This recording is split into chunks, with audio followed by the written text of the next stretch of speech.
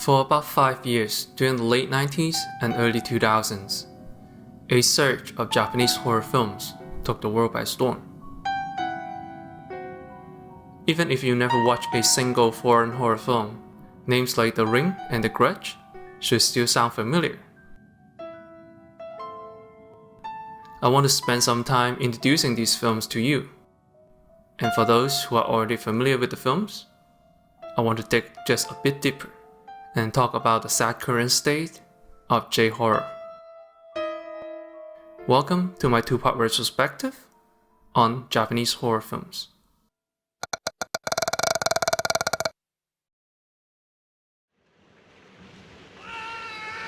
It goes without saying that Japan had made horror films before the late 90s. All classics like Onibaba, Sinners of Hell, and Kaidan all came out in the 60s, which I would call the folk horror cycle. That's what Asian horror films usually are, adaptations of familiar folktale and folk characters. Not too dissimilar from Gothic horrors in the West. I am Dracula. That all changed in 1998 with the release of a little film called Ringu. It's a film about a single mother who discovered a cursed videotape. A tape that kills you in 7 days if you watched it.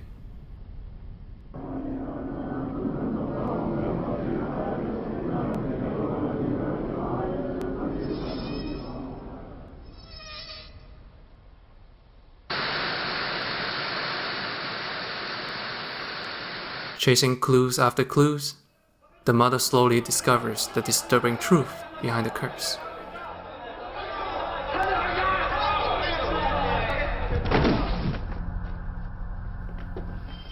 And so, gone are the traditional folk horror stories. Ringu focuses on the fear in a modern society. Technophobia. Curse in a VHS. Ghostly calls from a phone.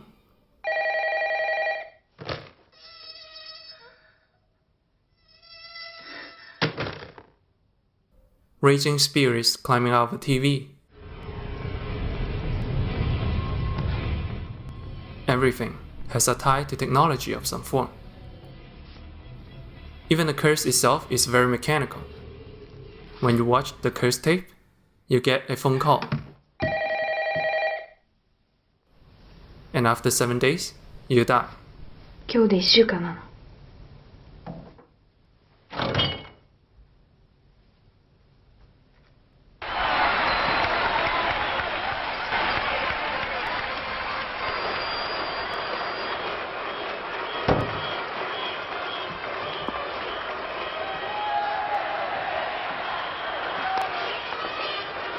マウンド上3番手高津。 The curse has no personality and cannot be reasoned with. It's cold and unfeeling, a clockwork of a curse. It's almost like cosmic horror. Gone is the familiar stories and characters. Audience has to watch an ordinary single mother struggling to fight a force no one can understand.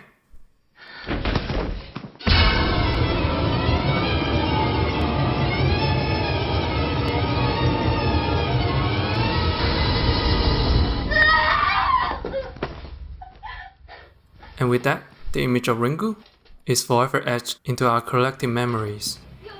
Overnight, everybody wants to be just like Ringu. The image of Sadako becomes synonymous with the J-horror genre. It spawns countless sequels, a US remake, and even a South Korean remake.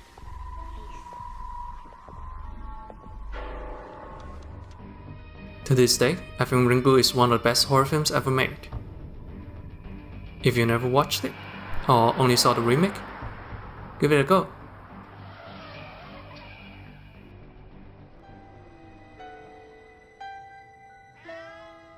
Two years later, in the year 2000, Ju-On was released.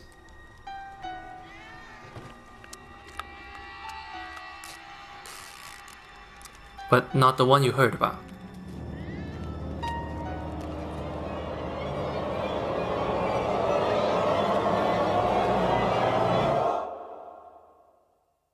This is Ju-on the Curse, a direct-to-video movie. The actual start of the Ju-on series, not counting the short film that came before. The plot centers around a cursed house, and several groups of people who enters the home for various reasons. But this is not a haunted house. Much like Ringu, the home is just a contact point. Once you come in contact with the curse, it will follow you. And its only goal is to kill you.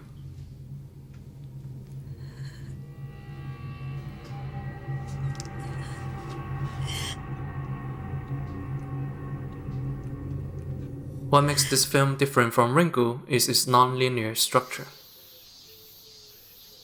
The audience are given a God's eye view to see the events unfold. You never know each character too well, and you can't quite piece the entire narrative together, not at first viewing. It's cold and puzzling, like staring into the inner working of a complex machine. A perfect cinematic form for the type of horror established in Ringu. All segments lack decisive conclusions, which further pushes the cosmic horror angle.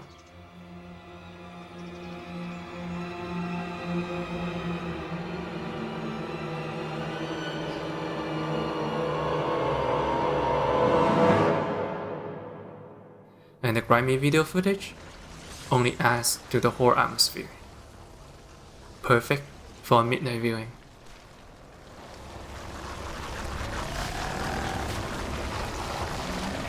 Like Ringu, it spawned way too many sequels, including the more famous theatrical sequel, Ju-on the Grudge, which also has a US remake.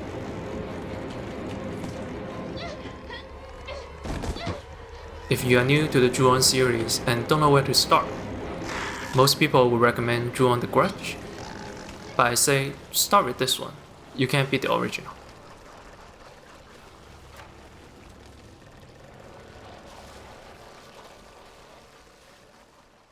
With the release of Ju-on, the horror craze was at its height. Japan was producing so many horror films by then, I can't possibly talk about all of them. So for 2001, I want to talk about the two higher profile films. First one, Kaido, also known as Pulse. It's about a computer virus that can make you lose the will to live. Either cause you to fade into dust,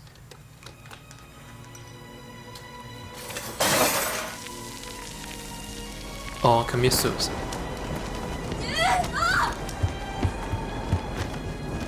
Instead of giving cryptic explanations for the cause of this curse, this time around, there is only speculations. それを受容できるエリアっていうのは残念ながら無限大でもなかった。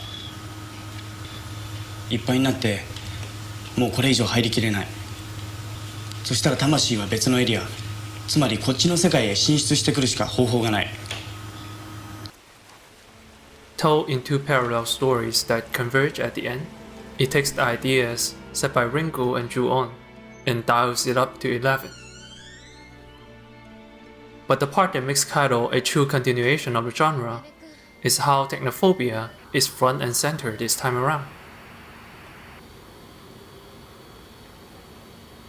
Around this time, Japan was experiencing the internet boom. Just a few short years after this film's release, over half of Japanese households will have internet connection. With that comes the birth of the hikikomori culture, a generation of youth who live almost exclusively online and have extreme social withdrawal. People who never left the home months, if not years, at a time. In the film, there are multiple dramatic monologues discussing the effects of the internet on us. この人たち本当に生きてるって言うの？幽霊とどう違うの？ And a hellscape showing us what happens if we all sunk into that cursed place.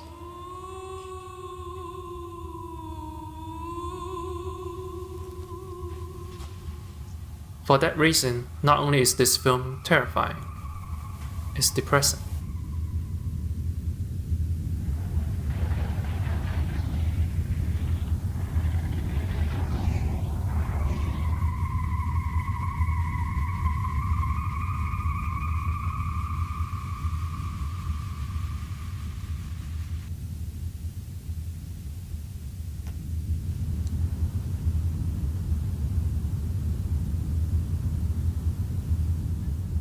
and depression seems to be the theme in 2001, because that same year saw the release of the cult classic, Suicide Club.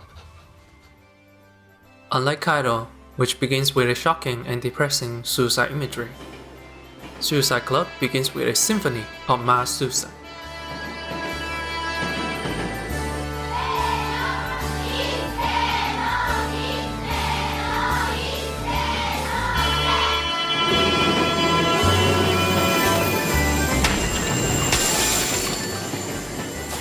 Over the top and absurd, it crosses the disturbing barrier and becomes kinda hilarious. Not to mention the scene is followed by a youth pop group performance.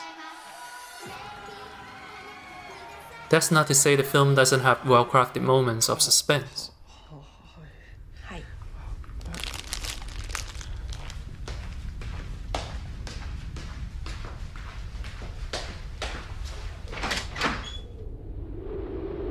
Ah, 気持ちいいな。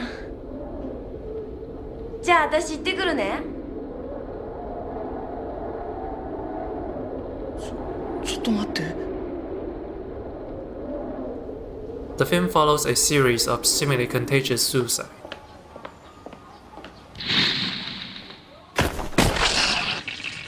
People end their lives without warnings or motivations. And the world at large doesn't seem to care about the epidemic.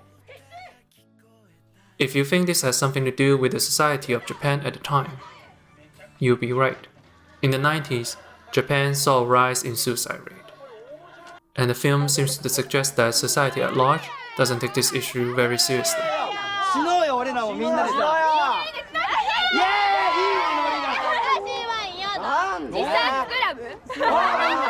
The film even confronts the people who have thoughts of death. 何しに来たんですか？あなたはあなたとの関係を修復しに来たのですか？あなたはあなたとの関係を切りに来たのですか？ But just like Kairo, the film ultimately doesn't offer any clear answers. No explanations on why the epidemic happened, not even speculations this time. The world simply has a glitch. It's a rather unsettling notion that the world is a giant machine, and it can go wrong at the will of an invisible force.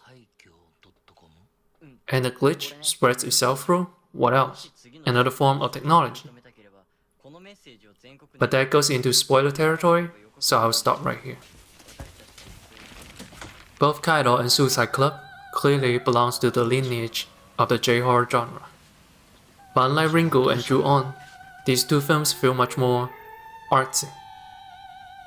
The filmmakers took advantage of the audience longing for horror and showed us real horror, forcing us to confront the disturbing side of society, the social issues.